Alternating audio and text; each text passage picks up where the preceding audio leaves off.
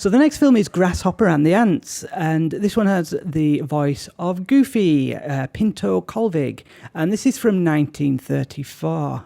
This is actually the earliest Walt Disney film I have. This is actually available on the A Bug's Life Blu-ray. I've given this a 4 out of 10, and I've written down watchable but unmemorable Disney short that would part inspire A Bug's Life, very much a product of its era. And yeah, I've actually put down as a special feature for this, which is a special feature on A Bug's Life, that the director of Bug's Life, John Lasseter, and Andrew Stanton do an intro to it. So they obviously had some inspiration from this film. So the next film in my list is Honeymoon Hotel. This was a Warner Brothers short, and this is available on the Looney Tunes Collector's Choice Volume 3. I've given this a 5 out of 10, and my mini review states that this Merry Melodies short is the first Warner cartoon to be made in colour. 2 newly married bugs go on their honeymoon. Not especially memorable, although not especially bad either. Next film is Waltzes from Vienna, and this is an Alfred Hitchcock film. This is available on the Jesse Matthews Review Volume 2 DVD. This was a musical period film, and I got it purely because it's a Hitchcock film. I've given this a 3 out of 10, and I've just written down a biographical comedy romance from Hitchcock. Isn't very good. It really drags at less than 80 minutes. Some very typical Hitchcock shots, and a pretty leading lady don't make this a standout Hitchcock film. Next film, Those Were the Days. This starts my collection of Will Hay.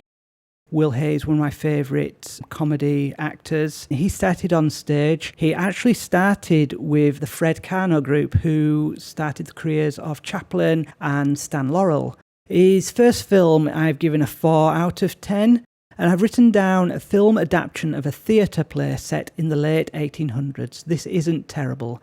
Marking Will Hay's first leading role, the character is suited to his comic style, although it's not the bumbling character of his later films, nor as funny. Interesting viewing.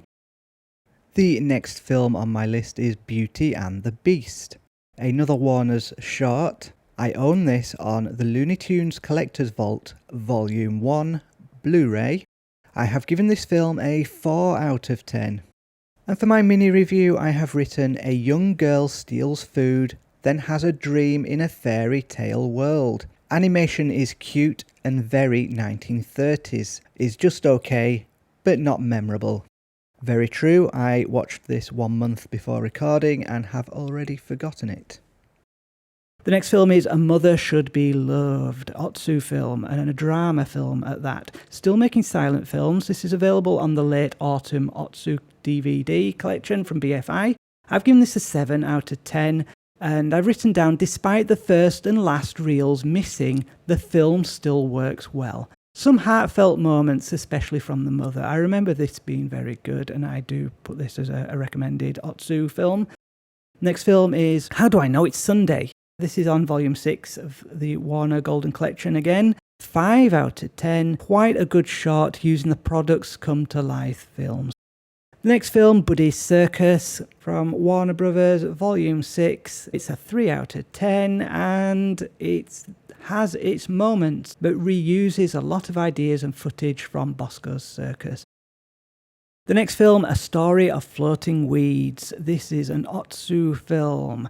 I've given this an 8 out of 10. An excellent early Otsu film, remade later in his career. Moving tale of a father visiting his son, who does not know the man is his father. The next film is The Man Who Knew Too Much. Well, with another Alfred Hitchcock film. I have written down, had to review after watching this straight after Hitch's own superior remake. This was still watchable and enjoyable. Moves along too quickly. I've written good. I've given it a 6 out of 10. This is on Blu-ray. And the last film in this part is Radio Parade of 1935. This is Will Hay again, and this is a musical comedy. This is available on the Comic Icons Will Hay collection. I have rated this film 5 out of 10, and I've written down the first British film to use colour via 2 lattice scenes. Has some likeable aspects to it. Some of the humour feels like poor copy of Marx Brothers, and some falls flat or feels overacted. But there is some successful comedy. Interesting, but not memorable. And with this, we end another video. Have you seen any of these films? What do you think of them? And are there any films from this era you would recommend that I pick up? Message in the comments below. Please like, comment, subscribe, and just share the video with your friends or your enemies. And that's all from me for this week. Hopefully I'll be back next week for the 1935. Thank you very much for watching as always. I'll say joy again and have a good morning, afternoon, good evening, and good night.